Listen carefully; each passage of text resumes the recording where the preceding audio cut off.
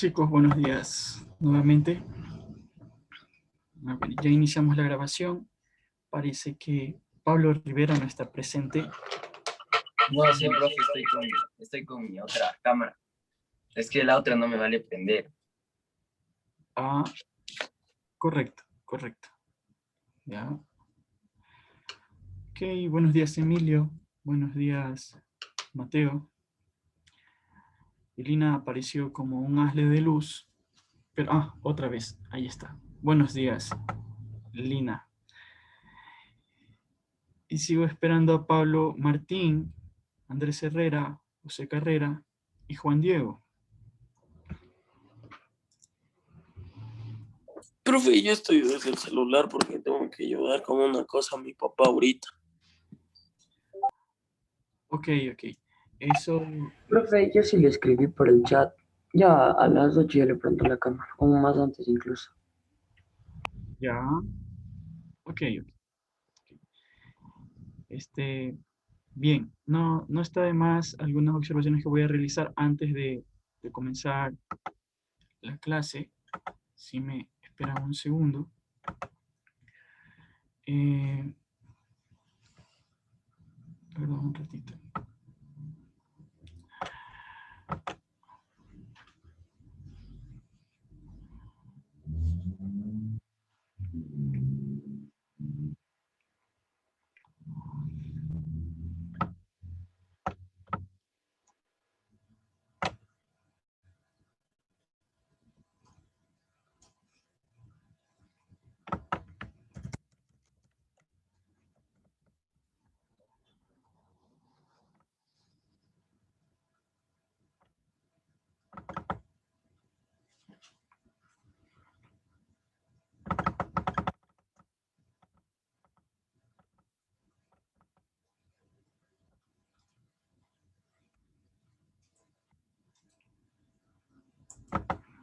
Ahora les voy a compartir la pantalla un ratito, no molestarlos más. Esta es la hoja de incidencias. Yo les mostré, creo que esto hace un par de días. No voy a entrar en conversación con nadie. Quien no tiene la cámara encendida está ausente, ¿ya? Y como ustedes verán en este registro, yo le voy a poner simplemente la falta, ¿ya? A quien no tenga encendida la cámara. Si ha habido algún problema técnico o alguna cuestión por el estilo, su representante tiene que enviarnos la justificación. ¿Sabes qué? El otro día me enviaron, se explotó el transformador de mi barrio y se fue la luz. Ya, bueno, está bien. O el otro día se dañó la computadora, está en mantenimiento, mi hijo está a través del celular recibiendo la clase, ya, ok, está bien. Pero eso no lo tiene que justificar usted, eso lo tiene que justificar sus papás. ¿Ya? Y en la hoja que les estoy mostrando, que yo les mostré hace mucho tiempo, quien no tiene la cámara encendida está ausente, yo le pongo la falta. Y si ha estado presente, pero no han tenido encendida la cámara, pues por favor estaré esperando la justificación del representante. Ya, eso por un lado. Por otro lado, como Javi había mencionado, ustedes son menores de edad. ¿Ya? Ustedes no se representan solos. ¿Ya? Cuando sean mayores de edad y estén justamente en la universidad, ahí usted puede representarse solo ante este tipo de situaciones. Pero, como ahorita son menores de edad, quien tiene la potestad de representarlos a ustedes son sus padres. Ustedes no se justifican, sus padres los justifican a ustedes. ¿Ya? Entonces, estaré esperando las justificaciones previstas. ¿Ok? Eso por un lado. Por otro lado, les felicito en esta parte de los collages. Algunos muy bonitos he revisado. Todavía no he puesto notas, solo los he ojeado porque acuérdense que yo les dije que iba a dar mi clase en base a los collages que ustedes iban a realizar. ¿Ya? Y me he topado con unos muy bonitos. Afortunadamente no me he topado con ninguna novedad como ha ocurrido acá, ¿no? En el que han habido algunas novedades, ¿no? En donde se puede ver claramente aquí, no trabajó, no trabajó, no trabajó. O sea, si alguien en cualquiera de los equipos de los paralelos AB no ha trabajado, por favor, con completa honestidad.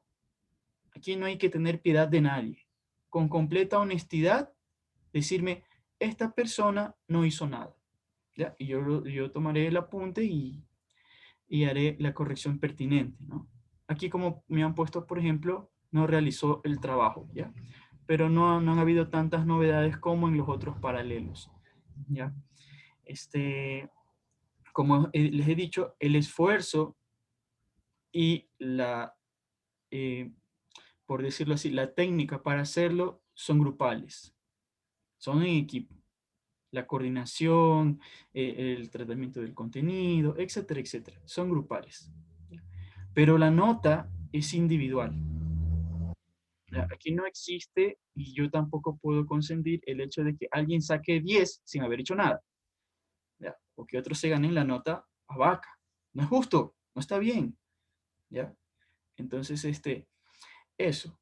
Eh, si hubiese alguna otra novedad, me envían, no solo me envían aquí como ha sucedido en esta parte, sino que también me envían un pequeño correo explicando qué aconteció, ¿ya? Ok, para yo tomar las medidas pertinentes. Eso. Y bueno, nada más. Y claro, no hay justificación.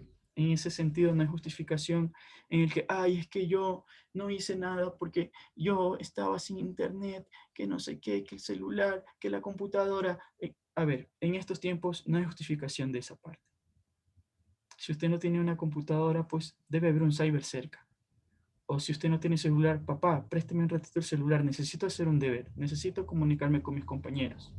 ¿Ya? Usted, es que no me llegó el mensaje al WhatsApp. Ya, no solo hay WhatsApp, hay Messenger, hay Hangout, hay correos institucionales. Hay muchas vías de comunicación. Para que usted me pueda decir que no se pudo comunicar con el resto de su equipo, hablo a nivel general, ¿no? Por si acaso en el futuro. Para que usted me pueda decir que no se pudo comunicar con el resto de su equipo, dígame que estuvo, no sé, en una isla perdida en el Pacífico. Ahí dígame, es que estuve en una isla perdida en el Pacífico. Estuve en el Yasuní, me fui unos días al Yasuní y allá no hay internet. Ah, ya, que su representante me justifique que se fue al Yasuní y no tiene internet. Ahí podría yo estar justificando, podría estar pensando en justificar. Pero que esté en plena ciudad y que me diga que no se pudo comunicar, o que nadie en su familia tiene un celular con internet, por favor, ya, estoy avisando, porque ya eso me dijeron en la clase anterior y yo no justifiqué nada de eso, no justifiqué nada de eso, tienen 0 para esas personas. Entonces, para prevenir que me vengan con ese tipo de justificaciones absurdas, que realmente son pretextos, pues primero piénselo bien antes de decir, antes de ver qué va a decir, ¿ya? Ok, esa parte es injustificable, ¿ya? Eso, y vamos al otro, ¿no? La consideración que hay que tener con los compañeros. Si estamos trabajando en un equipo, oye, Mariela del Barrio, ¿puedes decirme cómo vamos a hacer? O, oye, Perico de los Palotes, dime, no sé, reunámonos unos 15 minutitos. 15 minutitos, no se necesita nada más. A ver cómo coordinamos los esfuerzos. Así. Oye, ese que siempre me has caído mal, bueno, hagamos una tregua para que salga bien este trabajo. Pero no, en muchos equipos más puede el resentimiento, el orgullo, los problemas por tonterías. Ay, no es que yo no voy a hacer con él porque yo no me llevo con él. Ah, es que yo no lo voy a llamar. Si él quiere trabajar en equipo, que él me llame. Debemos ser personas que salen al encuentro. ¿Ya? Ah, el profe mandó un equipo, yo lo llamo. A ver, mira, hay que hacer esto. Dejemos de lado cualquier diferencia que hayamos tenido aquí o en la presencialidad. Hagamos. Tomémonos ese trabajo de conocer a nuestros compañeros, si es que no los conocemos. Ah, es que se me cae mal. ¿Y por qué te cae mal? Ah, es que no sé, no lo conozco. Solo alguien me dijo que le caía mal, entonces por eso a mí también me cae mal. Porque esos son el tipo de situaciones que se dan en el colegio. ¿Ya? Y lo digo porque me vienen a comentar, pues, ¿no? Cosas por el estilo, ¿no? Entonces, el mérito del trabajo cooperativo es subsanar y dejar de lado cualquier diferencia y tratar de hacer un producto en común, en equipo. Ese es el mérito, no la dificultad. A veces muchos trabajos en equipo son muy, muy fáciles, muy a vaca. Pero lo más difícil es coordinar esfuerzos, es comunicarte con tu compañero, es coincidir en las ideas. Ese es el mérito del trabajo cooperativo, ¿ya? Y eso, con respecto a esta parte. Con lo otro que había dicho al inicio, les felicito, han estado muy bonitos. Ah, y lo otro, a veces creen que un trabajo cooperativo, un trabajo en equipo es hacer un Frankenstein, ¿no? Yo pongo esto, yo pongo lo otro, yo pongo lo otro, como hacer una comida de traje, ¿no? Yo traje la ensalada, yo traje el pescado, yo traje, y al final terminan haciendo, no sé, pescado con miyokos, ¿no? O un Frankenstein, ¿no? Una pierna grandota, una pierna chiquitita, un brazo fuertísimo, un brazo atrofiado. Entonces, eso no es un trabajo cooperativo. Un trabajo de cooperativo tiene un estilo. Todos quienes han contribuido lo hacen bajo un mismo estándar. Y afortunadamente sí me he topado con trabajos que se han esmerado en hacer. Por ejemplo, estoy compartiendo, no sé, me confirman si están viendo el collage, ¿sí? Sí, profe. ¿No?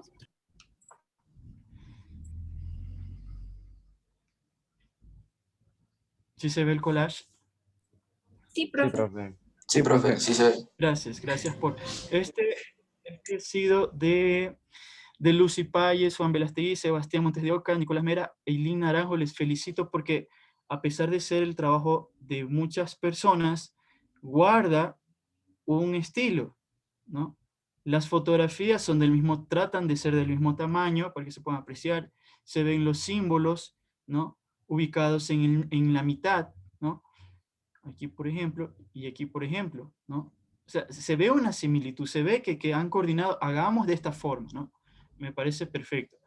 Aquí también, en este trabajo de acá, me alegro mucho, es casi del mismo estilo, ¿no? Este es el trabajo de Cintia Guerra, Daniela Garzón, Tomás Cáceres, Mateo Córdoba, Alexander Ron y Mateo Ceballos. Sí, Mateo Ceballos. Y así, el trabajo se ve impecable, ¿no? Sí, las fotografías que tratan de ser del mismo tamaño, los símbolos en el centro, ¿no? Y así por el estilo, ¿no? Está muy bien, ¿no? Y así me he topado con otros, como este de aquí, y otros que tampoco he revisado, pero no he mencionado por falta de tiempo, ¿no? Entonces, Marcos Pérez, Valentina Samaniego, Paulo Ochoa, Alan Cabrera y Emilio Ojeda también han hecho un buen trabajo, ¿no? Ok, y eso, pues, ¿no? Les felicito. Acá hay otro, de Ariel Díaz, Felipe Oñate, Iván del Pozo, Pablo Rivera y Mateo Salazar, que también me agradó bastante. Ok, eso. Bueno, y como comenzamos, voy a comenzar nuevamente explicando esta parte en base a los collages que hicieron ustedes. Bueno, el punto número 1, tenemos la Revolución Mexicana, ya entrando directamente a la clase, Revolución Mexicana, repitiendo las ideas nuevamente. ¿Por qué ocurrió la Revolución Mexicana? Porque, como ustedes verán, este individuo que está en la parte superior, en la esquina, llamado Porfirio Díaz, ya se había eternizado en el poder, ¿no? Había sido 7 veces presidente de México y buscaba una reelección. Entonces, el pueblo cansado, claro, para ciertos grupos sociales, la situación económica había sido muy bien durante este periodo llamado el Porfiriato, ¿no? Porque este individuo se llamaba Porfirio Díaz, ¿no? Entonces, surgen estos cabecillas revolucionarios, como ustedes ven aquí, Pancho Villa, ¿no?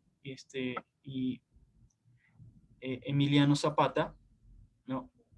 Y esta figura, ¿no? que se va a ser representativa, ¿no? Estos revolucionarios con estos sombreros de charro y así por el estilo, ¿no? La Revolución Mexicana no va a ser una guerra, prácticamente es una guerra civil. Porfirio Díaz huye a Europa y durante esta guerra no es que la revolución se va a consolidar en un año, sino que va a dibujar características similares a la Revolución Francesa.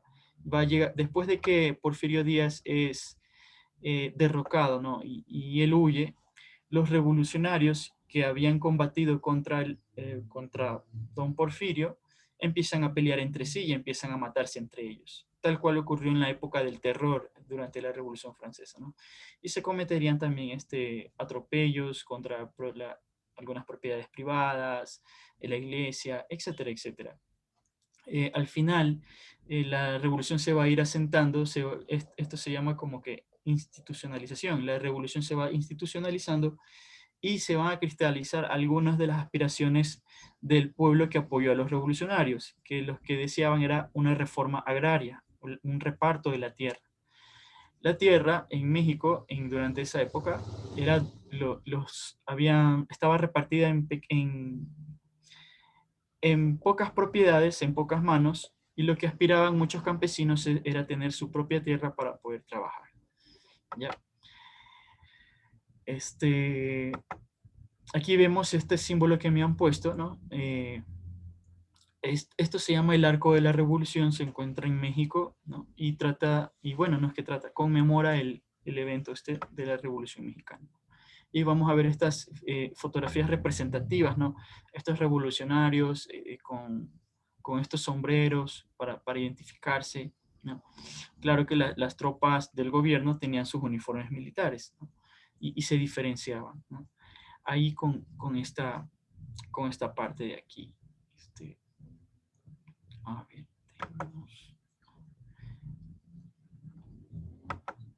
del siguiente equipo voy a tomar el collage de la Revolución Rusa. La Revolución Rusa, como ustedes verán, fue una de las consecuencias de la Primera Guerra Mundial, ¿no? Y Rusia era gobernada por un sistema monárquico, el sistema zarista, ¿no? Y la palabra zar deriva de la palabra César de los romanos, ¿no? Aquí vemos, como me han colocado en la primera fotografía, a la zarina, que es la esposa del zar, ¿no? Alejandra, y al zar Nicolás II. Y aquí tenemos el palacio, el palacio donde ellos, en la ciudad de San Petersburgo, que así era la capital en esa época del Imperio Ruso, ¿no? Y vemos que una de las causas fue el hambre, ¿no? Y el frío del invierno que azotaban al pueblo durante la Primera Guerra Mundial, ¿no? El pueblo ruso ya llevaba años mal, y el zar, en vez de dedicarse a satisfacer las necesidades del pueblo ruso, se embarcó en la Primera Guerra Mundial. El resultado de la Primera Guerra Mundial para los rusos no fue bueno, entonces el pueblo se empezó a desesperar. No estaban ganando la guerra, los soldados, estaban muriendo muchos soldados, el pueblo estaba muriendo de hambre y frío, los campesinos eran explotados en las grandes tierras de los propietarios, mientras que los obreros eran explotados en las ciudades, ¿no? Entonces empezaron a circular estas ideas comunistas entre los obreros y entre los campesinos, y finalmente el zar es derrocado, ¿no? Pero se establece, en la Revolución de Febrero, de 1917, se establece un gobierno provisional, un gobierno liberal, que meses más tarde es derrocado a su vez por los comunistas, ¿no? Por los bolcheviques, o los soviéticos, como quieran llamarlos, ¿no? Entonces, la revolución sucede en dos pasos. Primero, el zar es derrocado por un gobierno provisional, liberal, democrático, y después este gobierno liberal democrático es derrocado a su vez por los comunistas, ¿ya? Entonces, los comunistas se apropian de la revolución, ¿no? ¿Y qué sucede finalmente? Pues el zar se ve parcialmente, pero aquí está la fotografía, el zar con sus hijas, ¿no? Y su hijo, el heredero, y su esposa son asesinados mientras estaban recluidos en una casa, ¿no? Tampoco la revolución tiene un éxito así inmediato, sino que la revolución se extiende por unos años en una guerra civil en donde habían dos facciones, los rusos blancos y los rusos rojos. Los rusos blancos apoyaban al zar y los rusos rojos eran los comunistas, ¿no? Finalmente ganan los rusos rojos, ¿no? Y se instaura el primer estado comunista del mundo llamado la Unión Soviética, ¿no? ¿Por qué unión? Porque resultó de la unión de muchas repúblicas, ¿no? Vemos que era la unión de Rusia, las repúblicas bálticas que ustedes ven aquí amarillo, las repúblicas del Asia Central que ustedes ven en verde y celeste, y las repúblicas del Cáucaso, ¿no? Entonces, la unión de esas repúblicas forma la Unión Soviética, ¿ya? Y Lenin, un par de años después de la fundación de la Unión Soviética, muere, y quien toma el poder es este individuo llamado Stalin, ¿no? Y vemos que luego va a haber una lucha por el poder en la que termina asesinado, pues, este individuo que han colocado aquí llamado Trotsky, ¿no? Entonces, bien, ok. Eso, hasta aquí. No sé si hay alguna pregunta o algún comentario. Profe, yo creo que cabe recalcar el nombre de Rasputín aquí, Ah, por supuesto, sí. ¿Sabes algo porque de él? sí, claro, él era un monje, ya que el hijo del zar era hemofílico. Entonces, y como él era el supuesto heredero al trono del zar, tenían miedo de que él se muera, entonces lo cuidaban y como que no había cura, entonces Rasputín vino y como que mágicamente lo curó. Y siempre que tenía problemas, él venía y lo curaba. Pero luego comenzó a influenciar en la vida de la zarina, y cuando el zar entró en la guerra y no sabía qué hacer con la guerra, él le preguntaba le decía las preocupaciones a su esposa, y la zarina iba donde Rasputín y le pedía consejos. Rasputín le daba malos consejos a la zarina, y de los cuales le decía al zar, y entonces él influyó mucho en lo que para que el imperio ruso caiga también. Correcto, correcto, ¿no? Es como que curioso, ¿no? A mí me gustaría que averigüen más sobre esta figura, ¿no?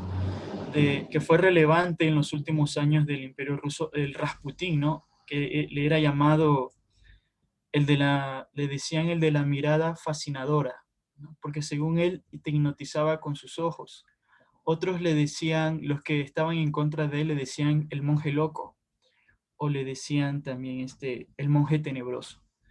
Entonces, como dijo Mateo, él entra a la familia real rusa como un supuesto médico que aliviaba la hemofilia del heredero, ¿no? Pero luego empezó a influenciar en temas políticos, ¿no? Y la gente, la prensa de Rusia empezó a hablar mal de él, e incluso se llegó a decir que era amante el Rasputín era amante de la zarina, y bueno, y los nobles se encargaron de matarlo, ¿no? Pero el caso, lo que más curioso para mí es que cuando lo quisieron matar, lo invitaron a una cena y le dieron comida, vino y postres envenenados, pero el tipo no se moría. Entonces estos nobles que lo habían invitado a esta cena entraron en desesperación y le dispararon, pero el tipo no se moría. Y como no se moría, pues lo tiraron ventana abajo del palacio donde estaba, y como el tipo no se moría, lo terminaron tirando al río. Y ahí finalmente murió, pues, ¿no? Entonces, no sé, hay algo misterioso en la figura de este individuo. Hay no sé si alguno de ustedes habrá visto, hay una serie en Netflix que trata sobre los últimos días de la familia real rusa, ¿no? Y si quieren, está todavía ahí, si quieren, véanlo, ¿no? Está súper interesante. Gracias, gracias Mateo por el... Profe, pero ¿por qué no se moría? ¿O no se sabe? No lo sé. Eso que te cuento, ni siquiera lo vi en la televisión, lo leí en un texto hace mucho tiempo sobre este individuo Rasputín. No sé si a lo mejor habrá tenido de verdad superpoderes. Profe, Adelante. yo también leí algo y era algo bien raro porque decían que él no se muere en el río porque me parece que era que volvía a salir y de ahí otra vez como decirle, le envuelven nuevamente y le ponen con una piedra para que se hunda, porque si no él pasaba horas ahí tampoco se moría. Entonces era bien raro, no se murió ni ahogado. O sea, murió ahogado, pero en un principio no. Hay ciertos elementos que están envueltos en verdad, misterio o también fantasía, como lo que creo que Javi les había mencionado la vez pasada, del asesinato de la familia de Sara, Anastasia saldría viva y que había sobrevivido y que había huido y había llegado a Alemania y reclamaba, años después reclamaba, yo soy la hija del zar, y así, ¿no? Pero después, años después, ya en los años 90, se descubre la fosa donde estaban los restos y los expertos determinaron que estaban completitos todos. O sea, no es que faltaba el cadáver de Anastasia y que había huido y sobrevivido, no, o sea, habían muerto todos, pero hay muchas cosas que quedan así en el aire, en el misterio, pues, ¿no? de esto. Eso, chicos, continúo con la Gran Depresión, pero no es de este, sino del siguiente equipo. Sí, este de aquí. Perdón, este no es.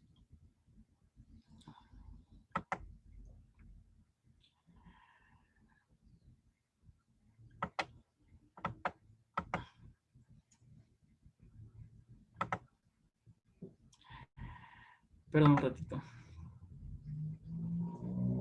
Continuamos con la Gran Depresión. Les voy a explicar así como que con manzanitas en qué consistió eso. A ver.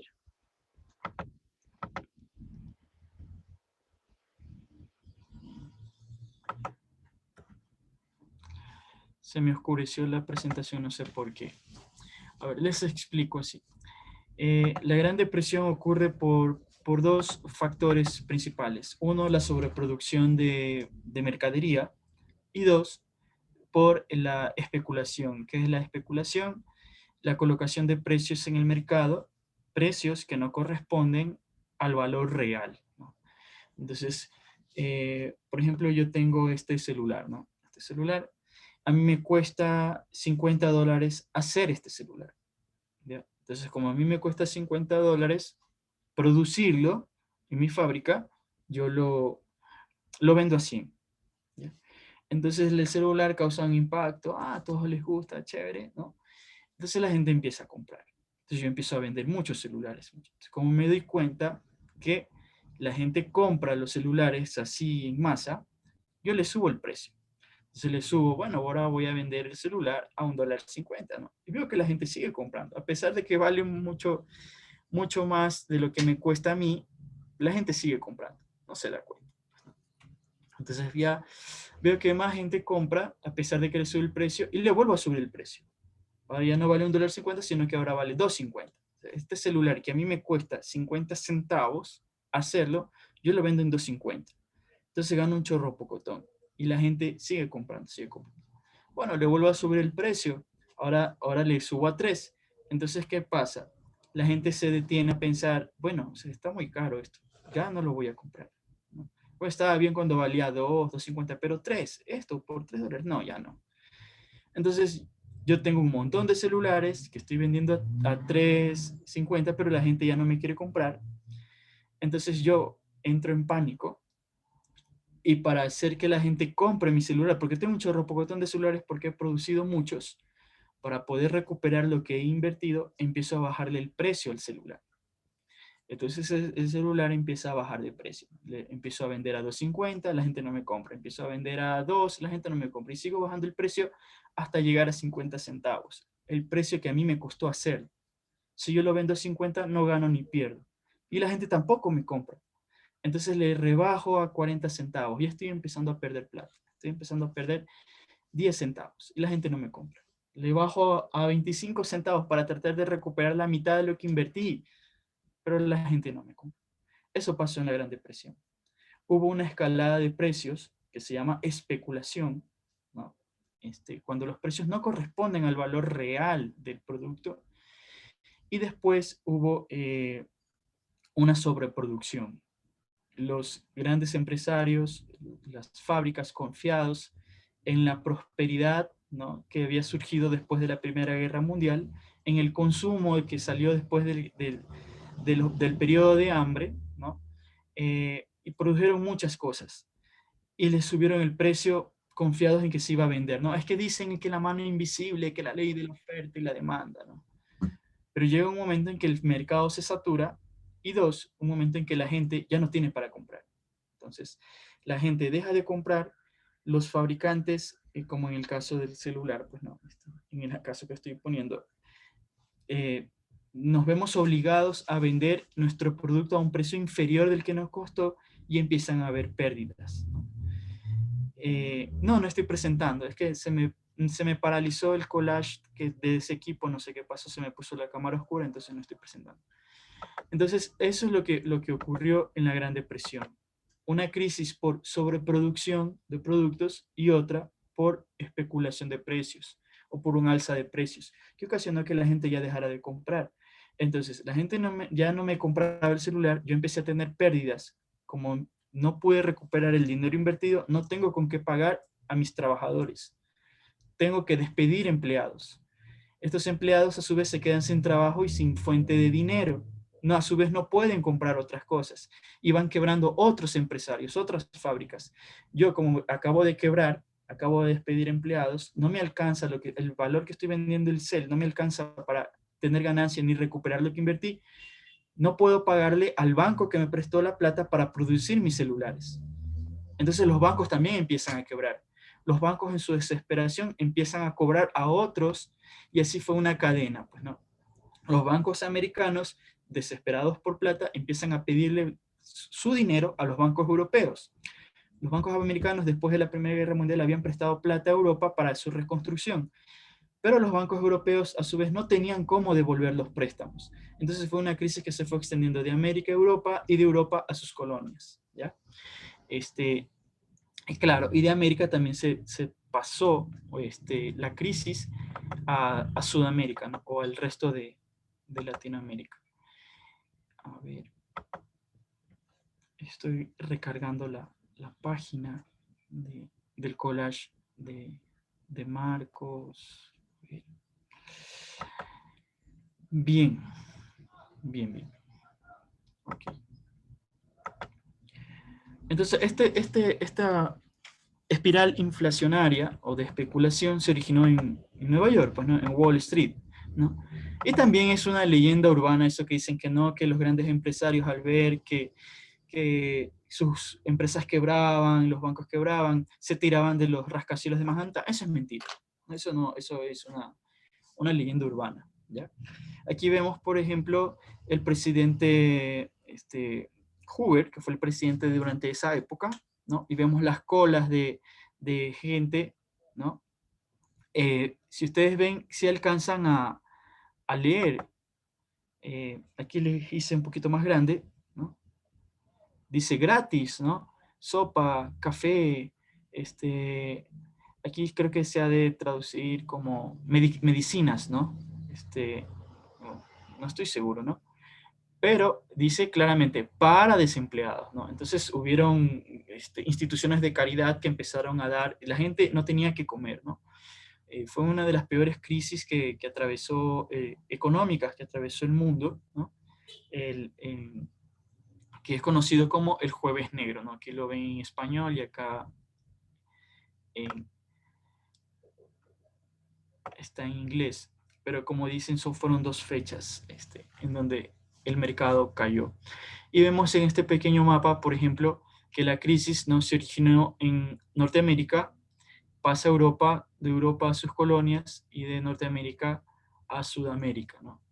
¿Qué va a pasar al final, no? Europa va a entrar en una crisis económica de la cual algunos países la van a poder soportar. ¿Cuáles ustedes, yo les pregunto a ustedes, cuál creen que serían estos países que pueden soportar esta crisis? Gran Bretaña, ¿Por qué? porque tenía muchos puntos de comercio. Exactamente, ¿no? En esta crisis van a surgir dos grupos de países, ¿no? Los países que van a poder sortear sus colonias, o sea, sortear el problema con la ayuda de sus colonias, como Gran Bretaña y Francia, ¿no? A pesar de que tenían crisis, las colonias les seguían proveyendo materias primas, ¿ya? Pudieron sortear esta Gran Depresión. Y había, por el otro lado, países que no iban a poder soportar esta crisis económica, como cuáles. Imagínense ustedes, ¿cuál serían?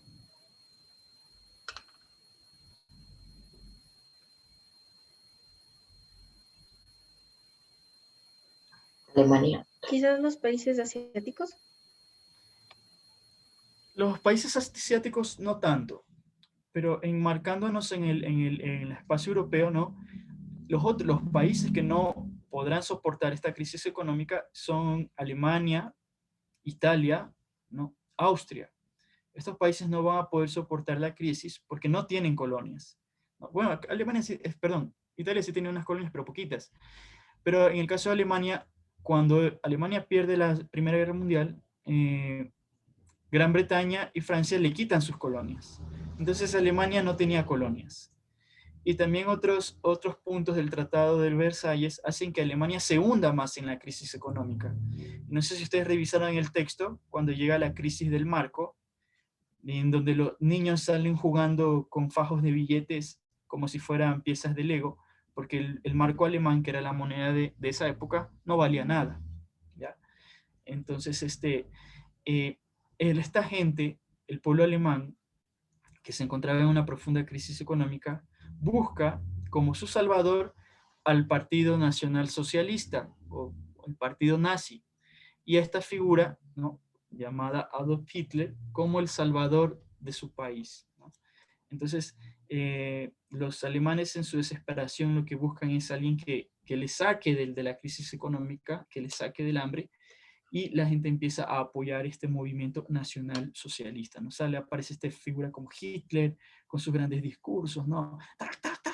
Y habla así, ¿no? Y la gente se queda, wow, este es el que nos va a salvar, necesitamos una figura como Hitler. Bueno, y así es como los nazis llegan al poder, ¿ya? Eso. Esto con respecto a la Gran Depresión. Y vamos al último punto, la Guerra Civil Española. Y voy a utilizar el último collage de ustedes. A ver.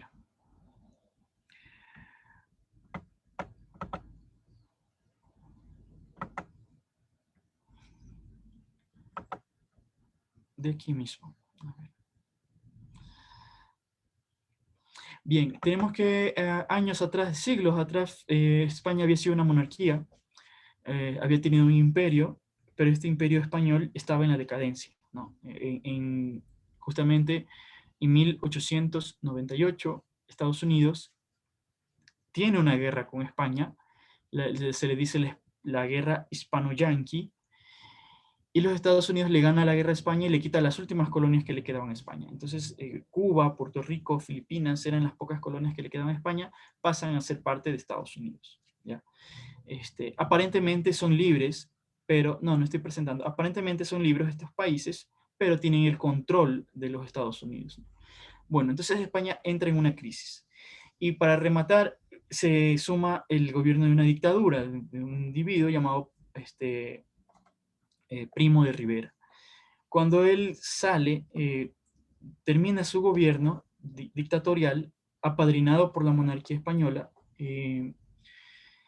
Los españoles, cansados de la dictadura, pues hacen una revuelta y terminan con el gobierno monárquico. Entonces se funda la República Española en los años 30, un pequeño espacio llamado la República Española. Entonces la República Española no logra estabilizarse, ¿no? Y hay una lucha entre facciones de diversos partidos, ¿no? Los socialistas, los comunistas, los fascistas, los que querían que regresara la monarquía. Entonces, estas pequeñas facciones, en un momento dado, hacen que la república se tambalee, no sea estable. Entonces, finalmente llega un grupo de militares en cuya cabeza estaba este individuo que me colocan aquí con la fotografía grande, Francisco Franco, ¿no? Y hacen una revuelta para tomar el poder y aparentemente que regrese la monarquía, ¿no? Y tumbar a la república, ¿no? Hay una guerra, no es una revolución inmediata, sino que ocurre una guerra que dura casi 3 años, ¿ya? En el que se divide el bando republicano, que era el del gobierno constituido, y los militares sublevados, ¿no?, que querían tomar el poder.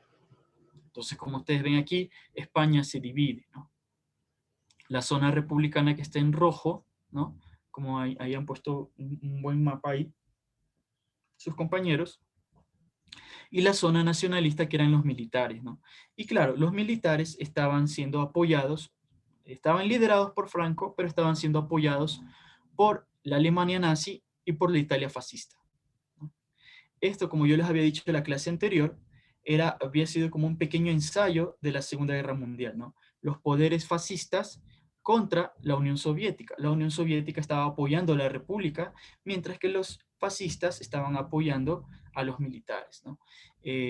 Claro, como era una sublevación militar, el ejército sublevado tenía mejores armas, tenían aviones, tenían todo, mientras que la República pues no tenía mucho armamento. Pues, entonces la guerra civil es ganada por los fascistas, ¿no? Por Franco, y la República Española nuevamente cae.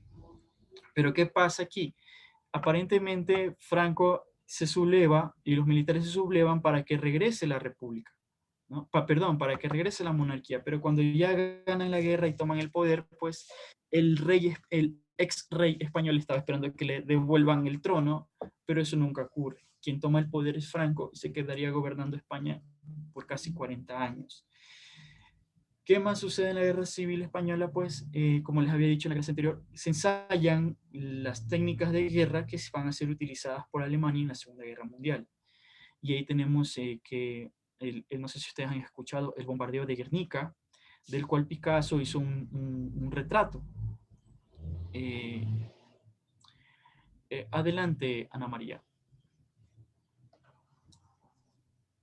Profe, yo también de esta guerra leí que aquí se firmó un acuerdo porque corrían peligro de que empiece una guerra por toda Europa.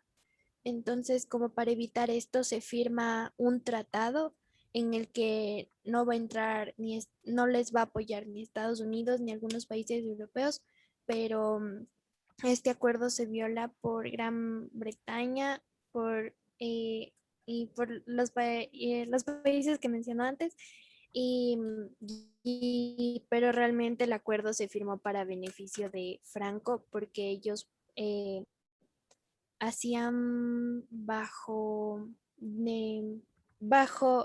pedían las armas como con condiciones, y en cambio los fieles a la corona pedían armas, pero tenían que pagar con una fuerte moneda. Y eso, y después de esta guerra también los españoles refugiados decidieron huir a países como Perdón, Alemania, me parece.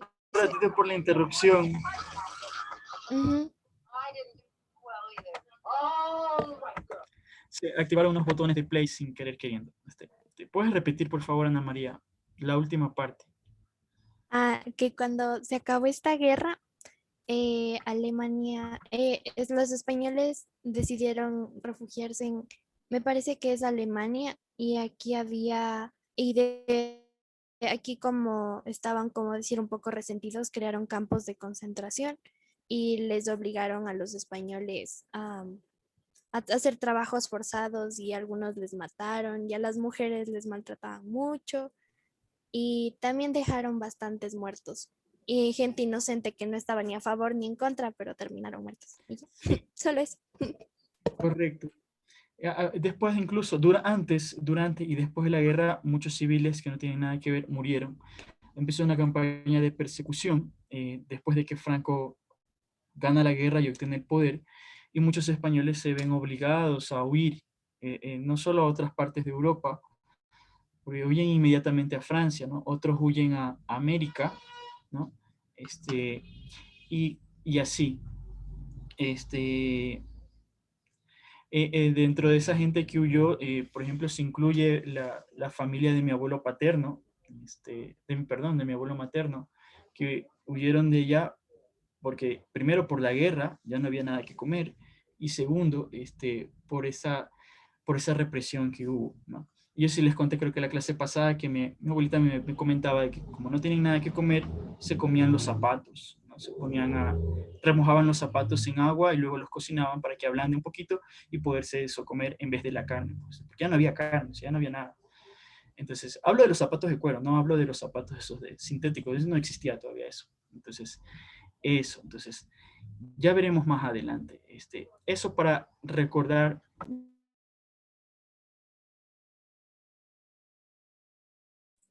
Profe Dani se silenció.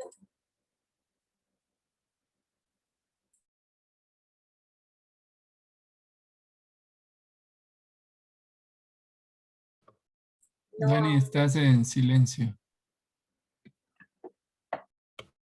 Ah, ya, ok. Entonces, eh, les decía que estaba haciendo mérito a los collages que estaban bien hechos, ¿ya? Eso. A ver, estábamos también en la parte pendiente bueno, sí, eso sí lo analizamos un poco, ¿no? De Rerum Renovarum, ¿no? Sobre la cuestión de los obreros y que la iglesia no se quedó de brazos cruzados, ¿no? Sino que hizo un llamado, ¿no?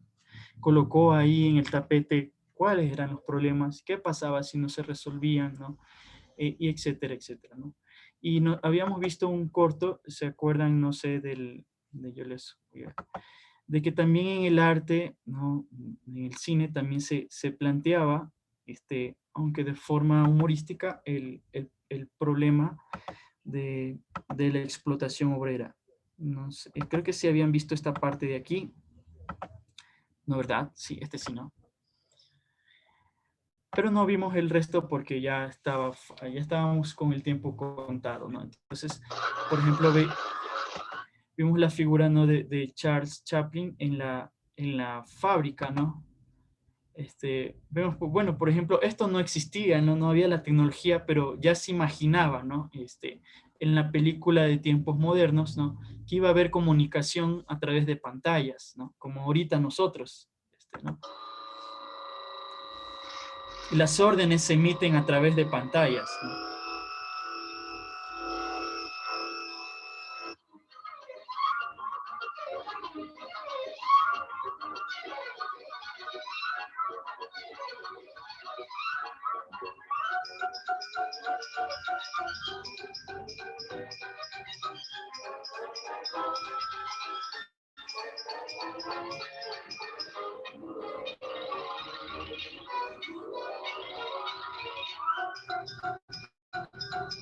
Y esa es la típica escena, ¿no? De la línea de ensamblaje, ¿no?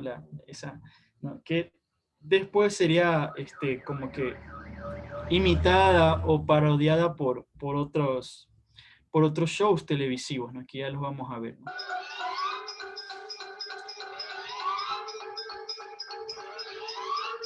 Se ha vuelto loco.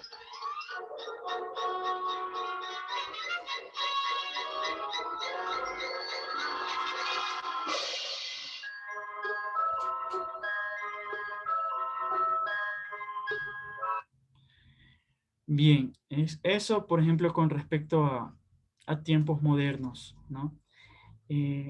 Perdón, con respecto a la pregunta de Camila, ¿el fascismo y el falangismo? Sí. ¿En qué sentido? En que a ver, la ideología vendría a ser el fascismo, ¿ya? Pero este fascismo tuvo diversas expresiones en algunos países. En España se le llamó el falangismo. En Italia quedó como el fascismo mismo, porque ahí fue de donde se originó, y en Alemania se conoce como nazismo, ¿no? También habrán otros, pero pues serían eh, pequeños grupos políticos en otros países. Por ejemplo, en Rumania, la Guardia de Hierro se conocía. En Inglaterra también había un partido nazi, ¿ya? Que eso ya lo vamos a ver, ya lo vamos a ver. Y sí, son diversas expresiones de lo mismo, ¿ya? Continúo compartiendo esta parte. Y claro, ¿no? Vemos, por ejemplo, esto habrán visto sus papás. Pregúntenles, o a sus abuelitos. Now, this is your last chance. If one piece of candy gets past you and into the packing room unwrapped, you're fired. Listen. Let her roll!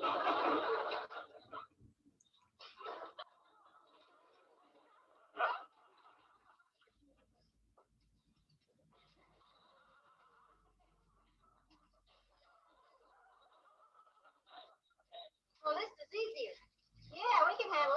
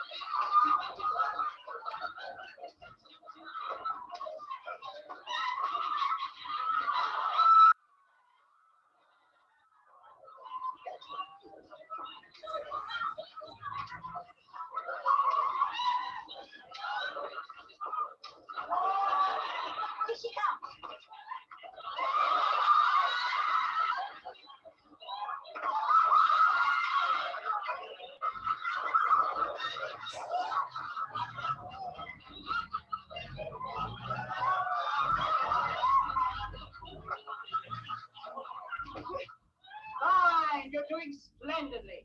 Speed it up a little!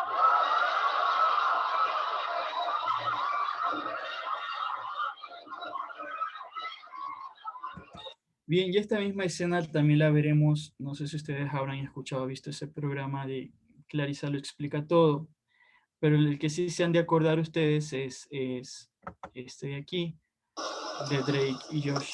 Wow. Oye, esto va un poco rápido. ¿Podrían bajarle un poquito? Hermano, ayúdame con los rollos. Los tengo ya, los sé, no se los vayan a pasar. Que no se vayan, que no se pasen.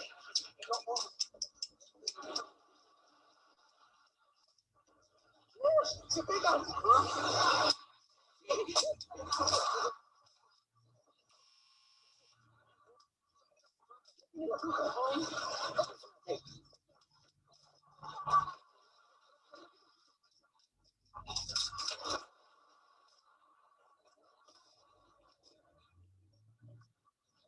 Excelente.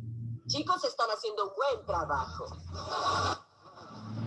¡Aceleren un poco más!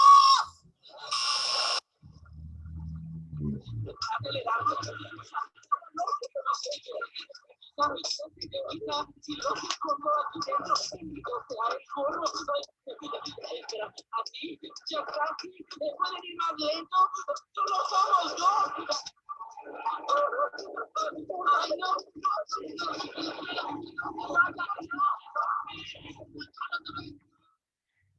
Bien, ¿no?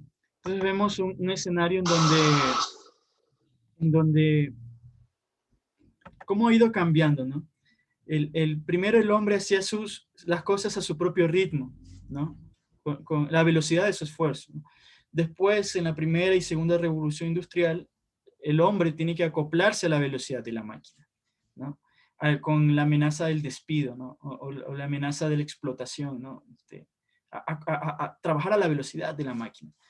Ahora llegamos, bueno, aquí no, sino en Europa, me adelanto un poquito, a la cuarta revolución industrial, en donde el obrero ni siquiera va a tener miedo de ser despedido, de ser explotado, sino que el miedo es de que la máquina completamente lo reemplace. Cuando las máquinas completamente reemplacen el trabajo del hombre, el hombre se va a quedar sin ocupación. Y eso ya está sucediendo en algunas partes en Europa en el marco de la cuarta revolución industrial con la ayuda de la inteligencia artificial. Y hay obreros alemanes, obreros franceses que están protestando porque en ciertas fábricas ya los están reemplazando las máquinas. Ya no necesitarán un obrero, sino que necesitarán simplemente un técnico de software, un programador, porque ya la inteligencia artificial lo hace. ¿Y dónde vemos el trabajo de la inteligencia artificial? Por ejemplo, en lo más cotidiano, cuando ustedes ven Netflix y ya tienen un tiempo viendo Netflix, ahí me pone Sebas, ¿no? Como Charlie, la fábrica de chocolates, ¿no? Eso es a veces también lo que ocurría en el siglo XX. No tienes empleados que te trabajen como tú quieres, buscas trabajadores de otros sitios. Así como hizo el de la fábrica de chocolates, no me acuerdo, Willy Wonka, ¿no? Era como una forma de parodiar de cuando las potencias europeas buscaban empleados trabajadores en las colonias, ¿no? Y otra situación que se daba es que, por ejemplo, y eso ya lo vamos a ver más adelante, ciertos países desarrollados buscan y llevan sus fábricas a los países pobres o del tercer mundo, porque saben que les tocará pagar menos sueldos, ¿ya? Un sueldo por hora en los Estados Unidos creo que está, no sé, no estoy seguro, no sé si está en $8, $20, no recuerdo bien. Pero eso es mucho más alto de lo que eso deberían pagar aquí en Ecuador o allá en la India o en, ¿cómo es? En Tailandia. No sé si ustedes se han dado cuenta en las prendas que ustedes compran, no todas dicen, algunas dirán marca Nike, así debería decirse, o Adidas, etcétera, etcétera, ¿no? ¿Y dónde son hechas? Son hechas en Marruecos, en Sri Lanka, en Indonesia, en Taiwán. ¿Por qué? Porque la mano de obra es más barata. Entonces las fábricas mandan de estas grandes marcas, no producen sus cosas en los Estados Unidos. Las diseñan sí, las dibujan sí, pero mandan el diseño a las fábricas allá en los países pobres donde tienen que pagar menos sueldos. Entonces, eso en el marco de la tercera revolución industrial. Ahora en la cuarta, que ya está ocurriendo en Europa, las personas no serán descartadas. Ya las máquinas harán todo. Claro, eso no va a llegar aquí. ¿Por qué? Porque aquí ni la segunda revolución industrial hemos terminado. ¿Ya? Así que, pero por la otra parte, la inteligencia artificial ya está entrando con fuerza. Y regreso para terminar el ejemplo de Netflix, no sé si a ustedes les ha pasado que cuando ya han visto mucho tiempo Netflix, la computadora del Netflix les sugiere, ¿no? Aquí está nuestro contenido sugerido para, no sé, para Lucy. O aquí nuestro contenido sugerido para Marcos. Ya la computadora sabe tus gustos de acuerdo a tus elecciones y ya te empieza a sugerir cosas. O cuando, por ejemplo, están buscando algo, no sé, en el Facebook, ¿no? No sé, alguna marca de alguna chompa, no lo sé. Y ya después, automáticamente, minutos después, el Facebook te empieza a enviar publicidad de lo que tú estabas buscando. A mí me pasó, pues acuérdense que yo les comenté que me casé y todo eso, y estaba comprando cocinas, neveras, entonces estaba buscando en el Facebook, hay un lugar para que me comprar una cocina. Y después automáticamente el Facebook me empezó a bombardear de anuncios publicitarios de cocinas, refrigeradoras, que no sé qué. Entonces, eso no lo hace otra persona detrás de la computadora, está no, eso ya lo hace automáticamente la inteligencia artificial programada, ¿ya? Y así va a pasar con muchas otras cosas. Eso ahí, chicos. Bien, preguntas, comentarios hasta aquí. Bien, bueno el ejemplo de la fábrica de chocolates, sí. Ya me acordé cómo se llaman los Umpa Lumpas. Pero, profe, no sé si Sebas también se refería a la parte en la cual al papá de Charlie lo reemplazan, porque él trabajaba en una fábrica de pasta Sí, profe, de eso me refería. y lo claro, reemplazan por una máquina al papá. Por supuesto, ¿no? Y claro, así ocurrió. Así ocurre, ¿no? Es que, sí, también esa parte. Sí, ese es el ejemplo más clásico, ¿no? Cuando lo que hace una persona es reemplazado por la máquina. Así ocurre, por ejemplo, en los negocios de la cocina, de la gastronomía, ¿no? Con la mecanización de muchas cosas. Estos procesadores, cosas así, ¿no? Bien. Tenemos la siguiente parte. Bueno, entonces, ¿qué sucede? Pues la Revolución Rusa a ver, veamos.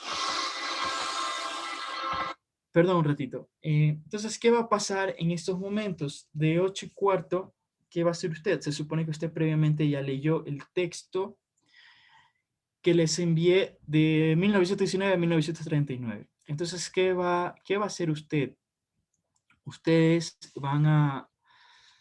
Les voy a hacer que la inteligencia artificial del Zoom les haga equipos, ¿ya? Y van a escoger, de la serie de eventos que ustedes han leído, ustedes van a separar, ¿no? Los eventos políticos, económicos, sociales y tecnológicos, ¿ya? Les pregunto yo a ustedes, por ejemplo, ejemplos de eventos políticos, ¿cuáles vendrían a ser? Del texto que ya leyeron. Cuando ya firman el Tratado de Versalles.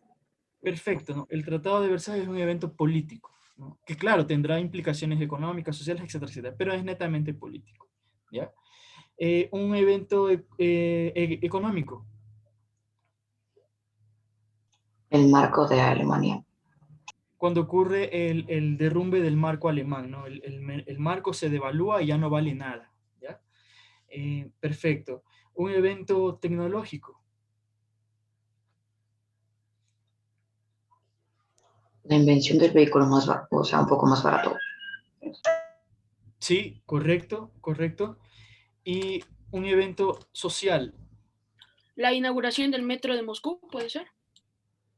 Correcto, ese es un evento, qué bueno que lo dijiste, hay eventos o procesos históricos que no se enmarcan o se deben de etiquetar en una sola etiqueta, sino que algunos son combinaciones. Y lo que mencionaste, el metro de Moscú es una combinación, no es un evento tecnológico y social, ¿no? Que tiene implicaciones sociales, ¿no? Ya que lo mencionaste, voy a compartir esto para avanzar, porque creo que todo lo que tengo abierto es para mostrarles. A ver, todavía no, de aquí sería. Va a haber un corto, un pequeño corto, y les voy a preguntar algo.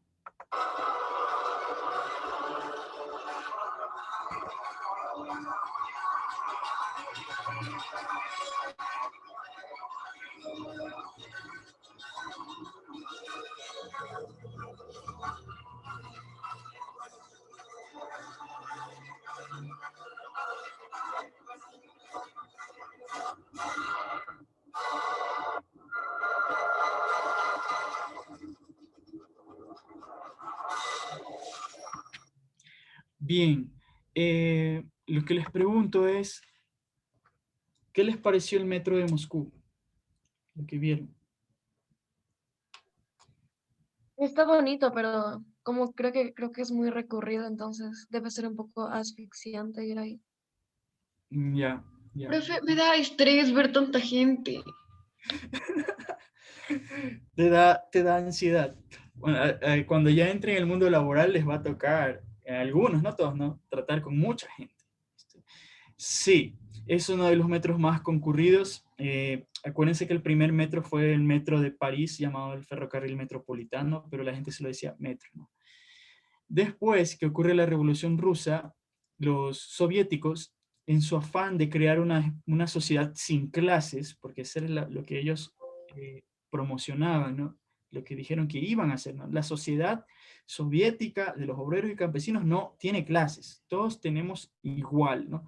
Entonces, cuando se construye ese metro, se lo construye de una forma elegante. Si ustedes ven, los pasillos parecen salones de baile, porque según en la mentalidad soviética, todos debían de tener derecho a todo. O sea, si algo va a ser elegante, debe ser para todos. Si debe haber racionamiento para todos. Entonces, el metro de Moscú, así como ustedes lo ven, fue construido en la época stalinista, cuando gobernaba Stalin, y ahí está en el artículo, uno de los artículos de texto que les envié, y claro, ¿no? Fue mencionado, no me acuerdo si, ¿quién lo dijo? Creo que Juan Felipe, creo que lo dijo, no sé. Pero bien, ¿no? Entonces ahí en la arquitectura se ve plasmada la ideología. La ideología no solo se queda en la mente, en la teoría. Las teorías en la historia se ha comprobado que pasan al hecho, a la práctica. A lo mejor habrá gente que la diseña, ¿no? La piensa, pero mucha gente esa teoría la lee y la hace, ¿ya? Y ese es uno de los ejemplos del gobierno soviético, de tratar de llevar la sociedad igualitaria a la arquitectura o a los espacios públicos, ¿ya? Eso está ahí. Entonces, ¿qué van a hacer ustedes? Van a escoger estos eventos, los van a ir separando, van a tener un pequeño espacio de 15 minutos para separar. Se supone que ustedes han leído. No es que tienen que separar todos, sino, ir buscando unos 10, 12 eventos que ustedes consideren, bueno, estos son políticos, estos son sociales, estos económicos. Separar. La idea es que ustedes sepan el contexto de fondo del proceso histórico. Este es un evento social. Este es un evento político. ¿Ya? Tienen 15 minutos. Les voy a hacer los equipos. Sí. Dani. El tren de Siberia, sí, Javi. Perdona, mientras haces los equipos y luego les comento eso, solo quiero compartirles la pantalla y pedirles un favor con algo de las tareas, ¿ya? Quiero compartirles esto, por favor, ¿me permites? Ya. Adelante. Sí están viendo, ¿cierto? Ya, no se sabe de quién es, no importa. Pero si me vieron en algún momento a mí hacerme así, ya intento abrirle y darle la vuelta y no puedo. Entonces, eso a mí me dificulta leer, yo les leo, pero les pido de favor que traten de enviar horizontalmente, ¿ya? Verifiquen bien que esté horizontal la fotografía cuando la envíen. No hay problema en que si escriben o como lo hagan, pero tengan ese cuidado, por favor. Sí que eso me demora. Ustedes me vieron tal vez ahorita, estaba justo con este trabajo y decidí dejarlo ahí. Y estaba volteado la cabeza así como me ven porque tengo que leerlo. Traté de abrirlo de otra manera y no, pues entonces, ya. Entonces, por favor, tengan en cuenta esos detallitos, ya. Ayúdenme con eso. Y a veces también se me puede pasar algo que no alcanzo a leer o se me pasa en la lectura. Vamos a decir, profe, sí estaba ahí, ¿ya? Entonces tengan en cuenta, irán revisando el Classroom con las observaciones que he dado. Nada más eso. Ok. Y ahí la pregunta que te hicieron, Dani, vas a comentar. Correcto. Para iluminarlos, porque algunos chicos se les hace sumamente fácil saber el fondo del asunto, pero otros muy difícil. Voy a poner algunos ejemplos, ¿no? Eventos políticos no tienen que ver con guerras, gobernantes, tratados, ¿no? Eventos sociales, cuestiones que tienen que ver con el arte, el deporte, problemas sociales, raciales, ¿no? Televisión, radio, ¿ya? Eso tienen que ver. Eventos económicos, por ejemplo, ya me dijeron sobre la devaluación de la moneda o el crack del 29, esos son eventos económicos. Y eventos tecnológicos, cuestiones como los transportes, la industria, la medicina, la química, avances científicos, ¿ya? Para que ustedes tengan una mayor idea. Entonces, nos vemos de aquí hasta las 9:10. Voy a hacerlos en los grupos pequeñitos, en grupos de 5, creo que es. Sí. A ver. Javi, ¿dónde hago los grupos? ¿Te los hago? Sí, Tengo por yo favor. ahora el permiso. Ah, ya. Sí, Sí, sí, por ya lo favor. sé. Y de Que paso, salga. está ahí en la afirmación de Lenin que dice, profe, el Transiberia pasó durante el periodo de Stalin. Y vas a comentar algo mientras yo hago eso. Sí, Te no, corté. exactamente no. El Transiberiano, ¿no? El ferrocarril el más largo del mundo que sale desde San Petersburgo y llega a la ciudad de Vladivostok, allá en el Pacífico, fue construido en la época zarista. Ujú. Esa precisión. Sí, Javi, hazle los grupos y nos estamos viendo. Si desean pueden apagar la cámara en este ratito y nos vamos a ver nuevamente a las 9:10. Ya mismo le llega la invitación.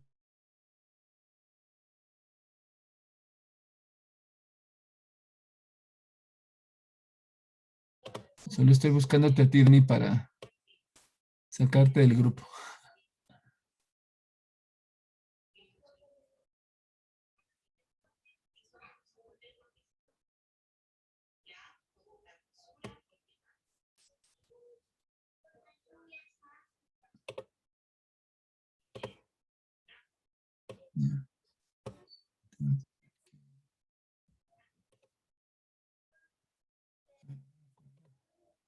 Seis. Grupo 5.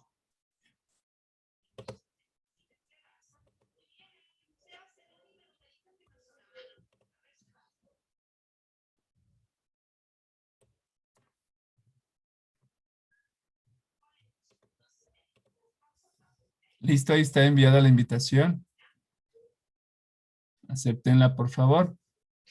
Cualquier inquietud me la dicen. Si alguien está usando algún otro dispositivo para comunicarse, avise.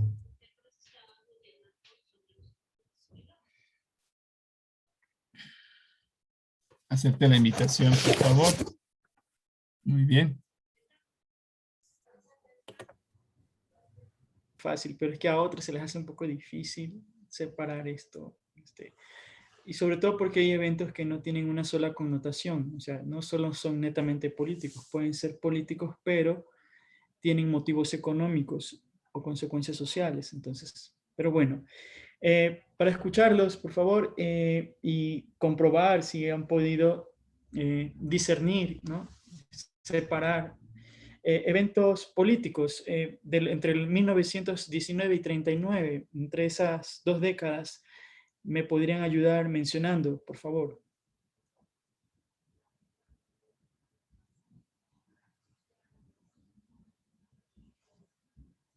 La Guerra Civil Española. Perfecto, la Guerra Civil Española en el 36, 1936, otro evento político, habían muchos. Ocupación de Renania. La ocupación de Renania, perfecto, ese es otro, muy bien. La creación del Partido Comunista Chino. Muy bien, correcto, Cuando correcto. Hitler invade Polonia. Ya, con eso se termina el periodo de entreguerras, ¿no? Sí, sí, con ese se cierra. Perfecto, ¿no? Y como había dicho Sofía, creo que sobre el Partido Comunista, vemos que la revolución soviética, ¿no? La revolución comunista no solo se queda dentro del espacio ruso, del espacio, sino que las revoluciones comunistas se exportan o empiezan a surgir en otros países. Eso vamos a ver en el siguiente parcial, ¿ya? ¿Algún otro evento político? Tratado de Versalles. El Tratado de Versalles, con el que se cierra el periodo de la Primera Guerra Mundial y el que se abre el periodo de entreguerras. Muy bien, y ahí hay otros más que no me han dicho. Espero que hayan encontrado. Eventos sociales. Boxeo, El metro deporte de y Moscú. jazz. Muy bien, el boxeo, ¿ya? ¿Qué más? Profe, el señor Garvey exige derechos para los negros. Correcto, correcto. ¿Cuál La más? evacuación de niños británicos por bombardeos alemanes. Perfecto, muy bien. Los fascistas marchan a Roma. Los fascistas marchan a Roma. Ese tiene un evento entre social y político, ¿ya? También tiene una connotación política. ¿Cuál más? La marcha de la sal. La marcha de la sal. Ese también eso lo vamos a ver un poquito más adelante, después que terminemos la Guerra Mundial. Sí. ¿Y algún otro más? El Domingo Sangriento en Dublín. Eso iba a decir. Domingo Sangriento en Dublín. También es un evento social y político, ¿ya? Son movimientos sociales que buscan cambios políticos. Eso ya vamos a ver en el siguiente parcial, ¿ya? Perfecto. Eventos económicos, que no hay muchos, pero... El desplome del marco. Ya, ese es un... La hambruna en Rusia puede formar parte. La hambruna en Rusia. A ver, ¿qué sucede cuando hay una hambruna? O sea, la gente no tiene que comer. ¿Y por qué no tiene que comer? Porque la economía doméstica... A ver, ¿nosotros por qué comemos? Porque en nuestros campos hay campesinos que hacen tomate, cebolla, otros producen carne, etc. Cuando ocurre una hambruna es porque ya el aparato económico doméstico está colapsado, no produce. ¿Ya? Es un evento económico. Estos fenómenos que antes ocurrían más usualmente como las hambrunas, ¿no? Cuando ya la producción económica agrícola de un país ya no le alcanza para satisfacer a toda su población. ¿Ya? Está bien, está bien. Otro evento económico. Puede ser el terremoto de Tokio, que con tantos derribos hubo pérdidas económicas. También puede ser considerado. Y claro, ahí vamos a otro aspecto que son naturales, ya que no se enmarcan en el espacio humano, sino que salen, pero tienen consecuencias humanas, ¿no? Consecuencias sociales y económicas. ¿Alguien iba a decir algo? Yo iba a decir la erupción del Monte Pelado. También. Eso ya no les pongo yo ahorita, porque en este contexto histórico todavía no había mucha conciencia ambiental, que digamos. La conciencia ambiental empieza después, en la segunda mitad del siglo XX, que eso ya, por eso yo no me enfoco tanto en eso, pero está bien. En la segunda mitad del siglo XX ustedes van a ver que va a haber más interés en los eventos ambientales. Ok, y finalmente tecnológicos. La división del átomo de uranio. Eso es importantísimo en el marco de la Segunda Guerra Mundial, ¿ya? Y en lo que se viene después, en la Guerra Fría. ¿Algún otro evento tecnológico importante? El coche del pueblo. El cine Es como la penicilina. La invención de la penicilina, perfecto, es un evento médico trascendental del siglo XX, la penicilina. ¿Ya? Alguien había dicho del coche, estamos en plena segunda revolución industrial, los autos se masifican, ¿no? Ya no solo los ricos tienen autos como al inicio del siglo XX, sino que ya más después la gente de clase media, incluso gente de clase baja en el mundo desarrollado puede tener un carro. Y alguien dijo otra cosa más que no le alcancé a escuchar. En 1920 se anunció el ganador de las elecciones a través de la radio por primera vez. vemos algunas aplicaciones de la radio. ¿Cuáles? Por ejemplo, anuncio de las elecciones para atrapar ampones, para transmitir radionovelas, para transmitir películas, como ocurrió con La Guerra de los Mundos, ¿no? Vemos que la radio es utilizada, tiene muchas aplicaciones. Bien, entonces tenemos ahí, perfecto, han coincidido.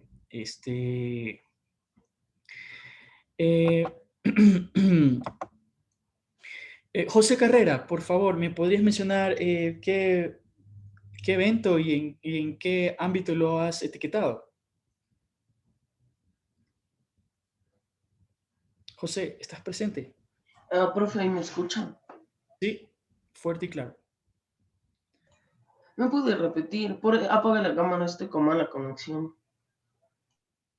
Estoy preguntando desde hace un momento los ejemplos de los eventos que han encontrado.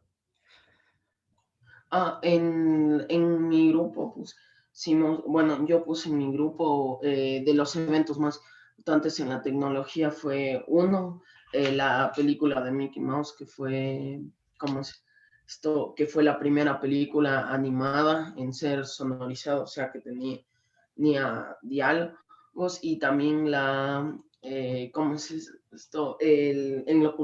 también pusieron lo de Charlie Chaplin, que se volvió un icono cultural. Se me está olvidando por qué puse más, pero... Está bien, gracias. Y fíjate, ahora con el ejemplo que tú me diste, podemos hacer una línea y podemos hacer un subgrupo en base a lo social, en base al entretenimiento. Vemos que entre los años 20 y 30 hay un salto enorme. Ya el cine deja de ser mudo, ¿no? Como vieron en la película de Chaplin, y se vuelve sonoro con esta película llamada El Cantor del Jazz. Ya empieza a ver el cine animado, como es el caso de Mickey Mouse. Y luego veremos personajes como Popeye, como King Kong. Bueno, ahí utilizan un muñequito, ¿no? Y maquetas, ¿no? Pero ya vemos cómo el cine se va utilizando más artilugios y bueno, luego hasta llegar al futuro donde ahora todo se hace por computadora, pues, ¿no? Pero vemos cómo era el cine en esos inicios. Primero mudo, en blanco y negro, luego aparece sonido, luego aparecen animaciones, luego aparece cine a color, el sonido, etcétera, etcétera, ¿no? Mira, que ahí tú puedes unir algunos puntos y decir cómo se ha ido desarrollando el cine y la animación. Eso es lo que tienen que hacer en el paso 2. Ya de que algunos en sus equipos han hecho algunos grupos de ámbitos de eventos históricos, ahora lo que tienen que hacer es enlazar y unir que de los diferentes ámbitos que han hecho, cuáles tienen relación. Ya, por ejemplo, vimos el ejemplo de José Carrera, que se ha enfocado en la parte del cine y la animación. A lo mejor habrá alguien que haya podido hacer en base a los transportes, porque vemos que en los años 20 y 30 también hay un auge de transportes. Otro lo puede hacer en temas políticos, enfocándose, no sé, en Hitler, ¿ya? Otro puede hacerlo a través de los deportes, ¿ya? Entonces, en la segunda parte de este segundo pequeño momento asincrónico, lo que van a hacer ustedes es enlazar, pero no simplemente es agrupar algo que tenga semejanza, sino que tenga relación, causa y consecuencia, ¿ya? Hay un hilo bastante grande que ustedes mencionaron, que comienza con el Tratado de Versalles y termina con la invasión a Polonia. No sé, ahí les dejo a ustedes para ver quién puede descifrar o encontrar ese hilo, ¿ya? También tenemos, por ejemplo, sobre el comunismo, y se puede abrir otro hilo, ¿ya? También tenemos en la temática de los avances científicos, y así por el estilo. No sé si tengan alguna pregunta o algún comentario hasta aquí. En la parte deportiva hay incluso, no necesariamente tienen que ser ámbitos, no es que todo esto es social, hay eventos que forman hilos, de procesos históricos, pero que son de diversos ámbitos, ¿no? Es un evento político, se une con un evento social, tiene consecuencia un evento económico, ¿ya? Yo les voy a mostrar, les voy a volver a presentar este ejemplo. A ver, para que lo recuerden, que yo, a ver, tengo, a ver,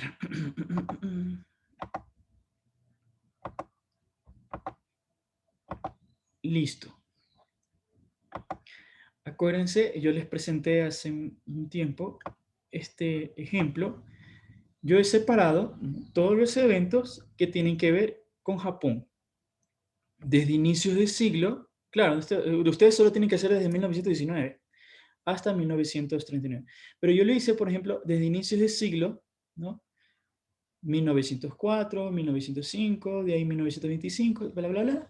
Y termino yo con 1941, Pearl Harbor, ¿no? Todos son eventos que tienen que ver con Japón, ¿no? Y después de que yo he conectado, he agrupado, ¿no?, estos eventos que tienen en común Japón, y luego les he buscado el sentido, ¿no? ¿Y cuál es el sentido final que yo le doy?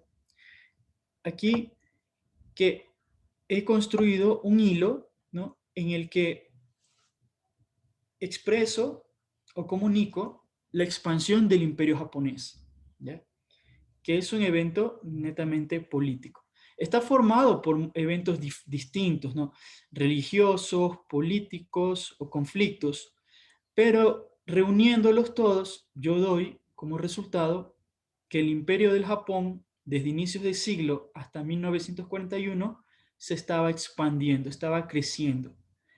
¿Cuál va a ser el resultado? Que al final, en 1941, en plena Segunda Guerra Mundial, Japón va a chocar como potencia militar con los Estados Unidos, ¿ya?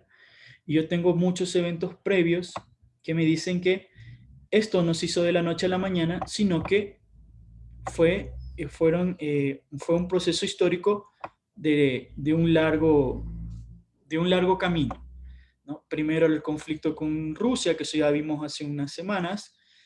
Eso fue la coronación del nuevo emperador. Luego la expansión de Japón sobre Manchuria, que era un país que existía antes, ahorita ya no existe.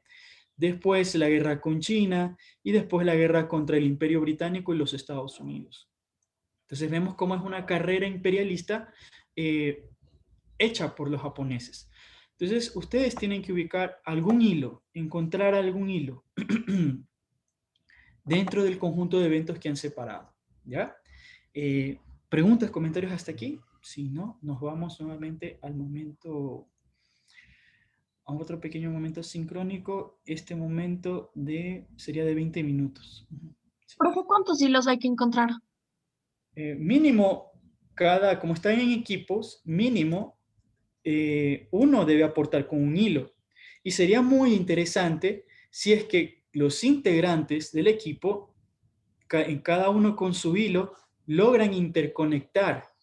No es que tengan hilos separados, sino que en algún momento, ¡pac!, mi hilo se une con el de mi otro compañero en esta parte, ¿ya? Eso sería más interesante de ver, ¿no? Pero cada uno debe aportar un hilo, ¿no? Ya saben, no importa si a lo mejor de un hilo, ¡puc!, salen dos. Una desviación en Y, o de un punto, ¡pum!, salen tres. O que venían dos y se unen, ¡tac! Y luego así. Eso lo determinan ustedes, en base a lo que encuentren. Les voy a dar de aquí hasta las... ¿qué sería? Hasta las 10, para que tengan tiempo. Y luego regresamos a las 10 para ver qué han encontrado. Sería interesante ver. Esto lo pueden hacer en diversas plataformas. Bueno, ahorita a lo mejor lo hacen en papel y lápiz, pero después yo requeriré que me lo presenten, puede ser en Canva, o como yo lo hice en PowerPoint, o con alguna herramienta gráfica que ustedes sepan manejar bien. Eso, chicos. Ahorita lo hacen en borrador, ¿no? Preguntas, comentarios hasta aquí. Bien, pues, entonces, digámosle al Zoom que haga los equipos y... ¿Volvemos a los mismos? Sí. Sí, sí. Ok. Gracias, Javi.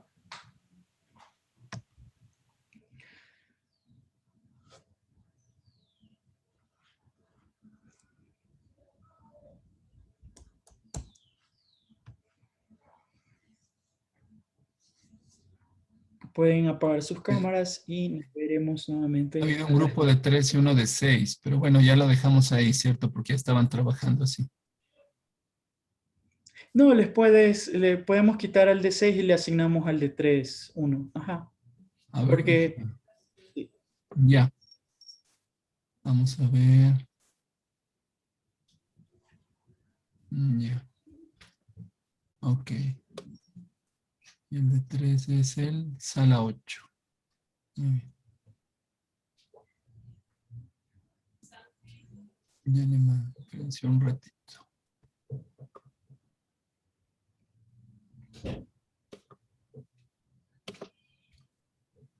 Listo. Acepten, por favor. Bueno, chicos, nos vemos en otro instante. Profe, no me asignó ningún grupo. A mí tampoco me han asignado. Ya, ok. ¿Saliste? Ya les vamos a... Ya veo. A ver, son Juan Burbano y Diego Bustos. Veamos qué pasó. Se quedaron por fuera. Allá. Déjame ver. No importa que haya cambios, ¿cierto? Entonces vamos a ver a la sala 8. Juan Burbano, ¿en cuál estabas antes? Con la Juliana Hurtado. Chusa, ¿cuál es ese? Espérame. Déjame ver. ¿Será la sala 8? Bueno, sí, justo allá te iba a mandar. Ya. Perfecto. Ya. Juan Diego Bustos, ¿en cuál estabas? Yo también estaba trabajando con ellos porque Ahí yo en llegué. el mismo equipo asignale, Ajá. Javi. Ok. Profe, yo solo vine a decirles algo. Cuéntanos. Verá, profe, es que... Bueno, o sea, no lo tomé mal, no, no mentira. Verá, es que en mi grupo estábamos con Gabriel Carrillo. Y no es por, como se dice vulgarmente, tirarle al agua. No te escuché, Ana María, se cortó.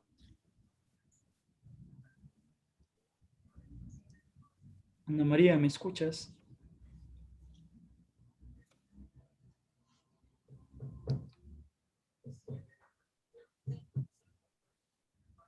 Ana María. Se fue.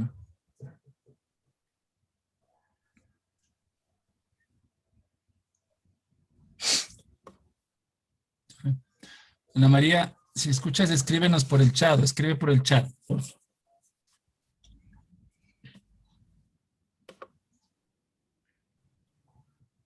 Algo iba a decirnos.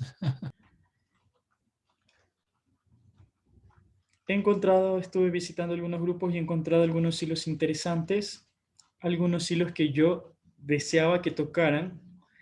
La idea es que yendo por algunos de estos hilos nos llevarán inexorablemente a la Segunda Guerra Mundial.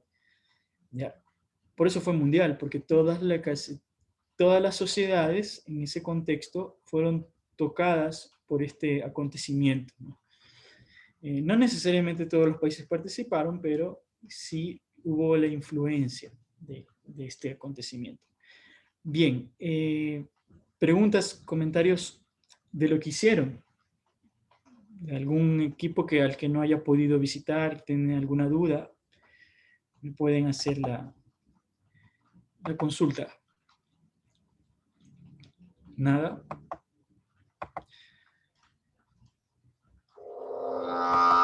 Ok. Yo tengo una pregunta.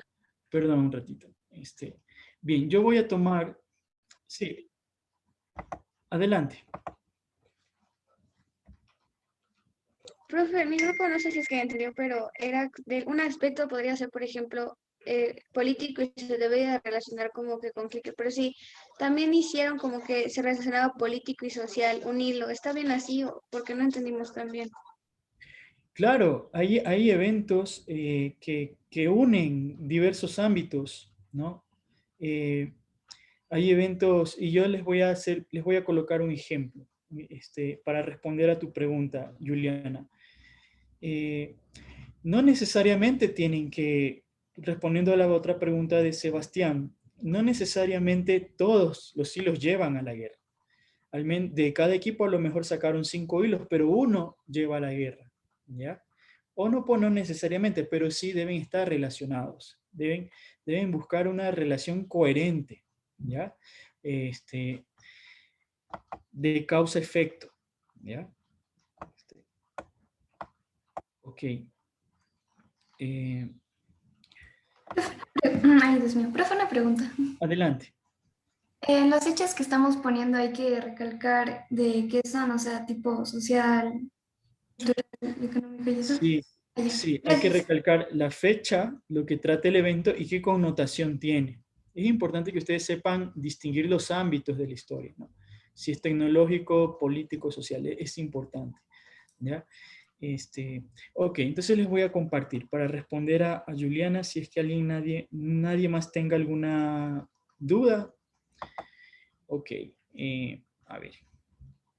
Y para ir cerrando esta parte. Entonces, el trabajo queda pendiente. Yo les dije que en este momento trabajen de forma oral, papel y lápiz, haciendo el borrador, ¿ya? Ver qué incidencias hay, etcétera, etcétera, ¿ya?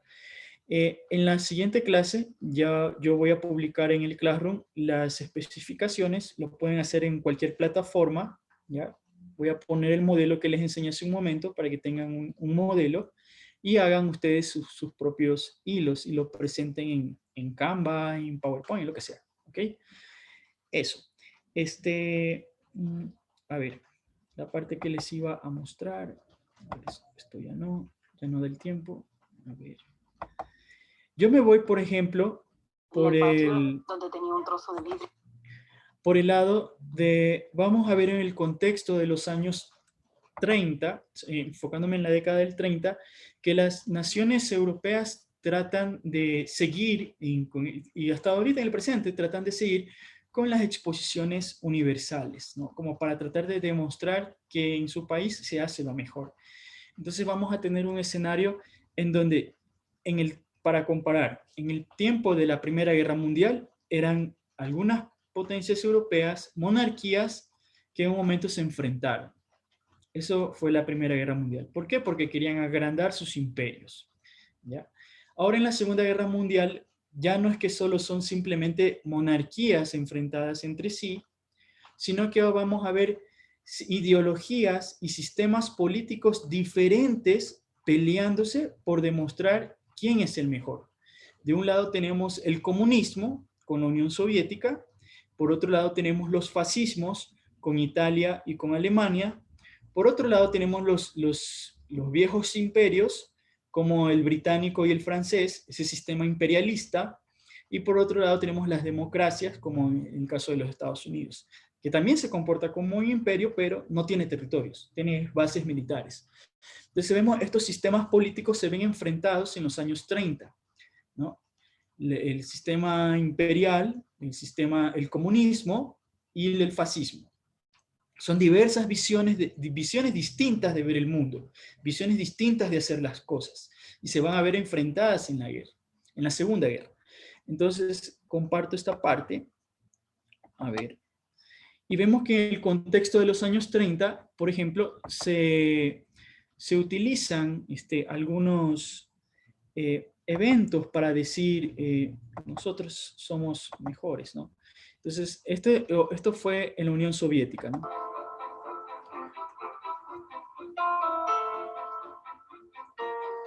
Al principio el plan era inaugurar la exposición en 1937 para conmemorar el aniversario de la Revolución, el 20º. Pero cuando en 1938 la inauguración se pospuso una vez más, la construcción pasó a manos del Gulag, la Dirección General de Campos de Trabajo, varios miles de convictos.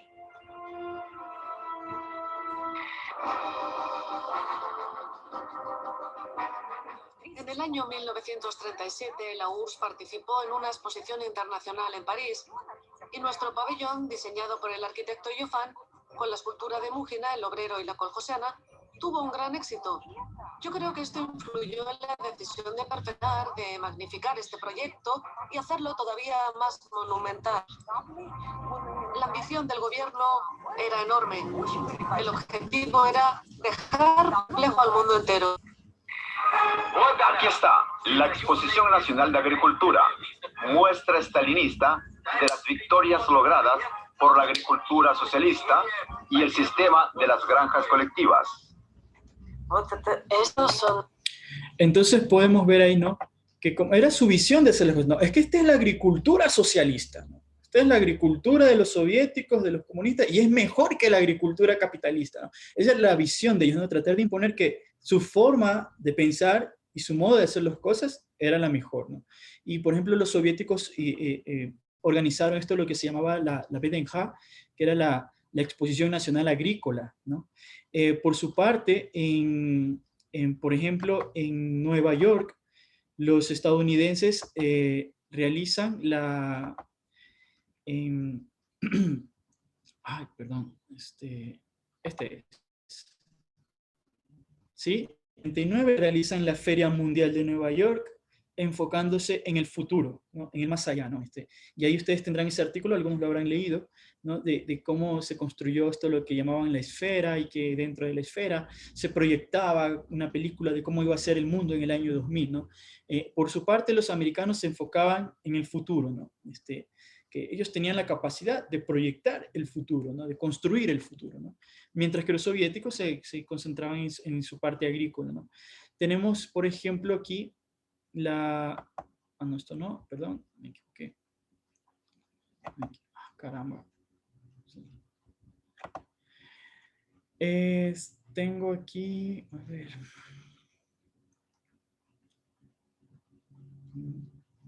Esperemos que cargue.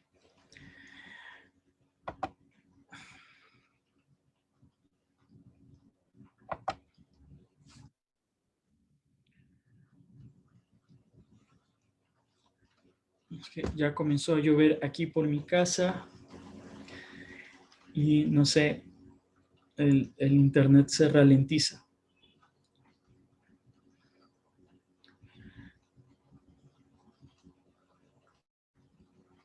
La situación empeorará cada día más. Confiar en el gobierno para que se mueva con esa fatal lentitud. Fue coronado rey emperador el 12 de mayo de 1937.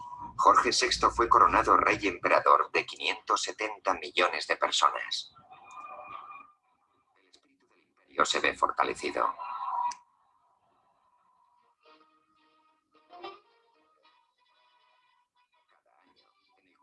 De la reina Victoria, Gran Bretaña y sus colonias celebran el Día del Imperio.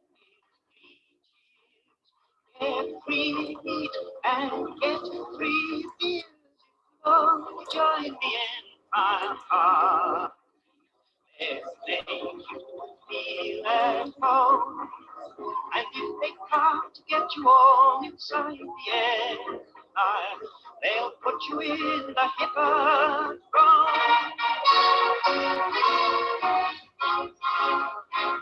Los niños en los colegios son bombardeados con propaganda imperial. En Bolton se les pide que nombren a sus héroes imperiales. Creo que Cristóbal Colón fue el hombre más importante que jamás haya existido, porque descubrió las Indias Occidentales, de donde conseguimos especias, fruta y otras cosas.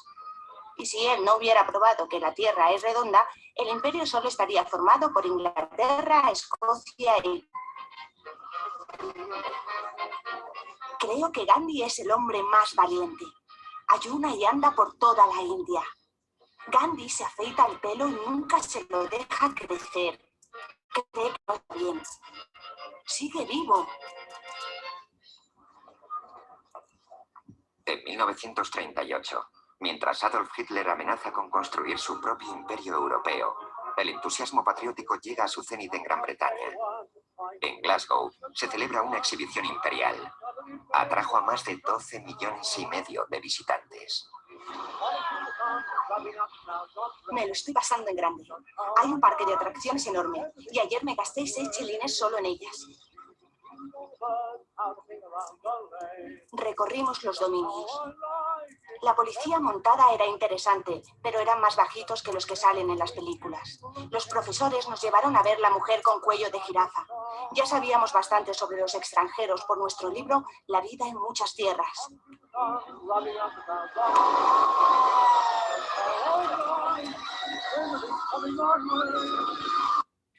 Bien. Entonces vemos que, por ejemplo, los soviéticos hacen su exposición nacional agrícola, ¿no? Los americanos hacen la Feria Mundial de Nueva York, los británicos hacen su exposición, la exposición imperial, ¿no? Donde cada stand representaba un lugar del imperio británico, Canadá, Australia, la India, etc. Y los franceses tampoco se quedan atrás y organizan la llamada Exposición Universal, ¿no? La Exposición Internacional, perdón, y en donde vamos a ver claramente, ya para terminar, donde vamos a ver claramente esa pugna ideológica, ¿no? Entre el imperialismo, el comunismo, el fascismo, ¿no? No lo encontraba porque no estaba en internet, sino lo tenía en un PowerPoint, perdón. Y vemos, esta es una postal. A ver. Esta es una postal de la exposición de París, ¿no? Y vemos en una forma estilizada, ¿no? la Torre Eiffel. Y de un costado vemos no sé si alguien puede identificar esta imagen. Si alguien me puede responder.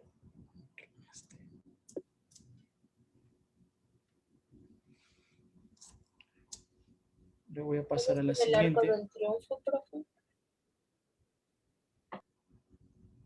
No, es la Torre Eiffel, ¿ya? Pero yo me refería a esta imagen de aquí, que ya la vimos previamente en una pequeña grabación. Es el hombre con martillo y la mujer con la hoz. Ajá, este era el stand de la Unión Soviética, en donde está rematado aquí en la cima, con el obrero y la coljosiana. Se traduce como el obrero y la campesina, ¿no? Mientras hacía formando contigo, la hoja y se el movió martillo. el cabello, solo prendí la cámara y vi, me quedó bonito. Sí, luego de que terminó la exposición, los soviéticos se llevaron su escultura y está ahorita en Moscú. Pero ¿qué hay al frente? Justamente al frente del stand soviético se ubicó el stand de la Alemania nazi. Y que ustedes podrán ver, ¿no? El stand rematado por el águila, el símbolo del nazismo. Aquí para que lo vean en un acercamiento, ambos estaban frente a frente, ¿no? Eran prácticamente enemigos irreconciliables en la política, porque las ideas fascistas no coincidían con las ideas comunistas. Y de fondo, pues, ¿no? La Torre Eiffel, ¿no? Ese era el ambiente antes de la guerra, ¿no? De esta profunda división ideológica entre cómo hacer las cosas. Disculpen, chicos, me tomé 2 minutos. Por favor, encuentren los hilos y los presentaré en la siguiente clase. Gracias, chicos. Y si tienen preguntas, pues al final nos quedaremos un ratito más. Que les vaya bien y que tengan una linda mañana. Muchas gracias, profe. Hasta luego. Chao, chao. Chao, profe. Gracias, profe. Gracias, profe. Una pregunta. ¿El trabajo tenemos, ese trabajo de la línea de unir eventos, tenemos que entregarlo la próxima clase o recién esa clase vamos a hacerlo? No, tienen que entregarlo. Ah, ok. Ya. Gracias. Entregar. Profe, una pregunta. ¿Hay algún problema si yo hice sobre la moda? No, para nada. No, para nada. Sí. Gracias, profe. Que tengan un Está bien, me parece bien. Adelante. ¿Alguien más? Trabajo es en grupo. Bueno. Este trabajo es en equipo, en los equipos que formó el Zoom. Y el que toca presentar la próxima semana igual hay que hacerlo grupal, ¿verdad? Sí, yo voy a abrir nuevamente un Excel donde ustedes van a poner los nombres de los integrantes y el enlace donde yo podré observar el trabajo. Ya, gracias, profe. Ok, Ok, ¿alguien más? Profe,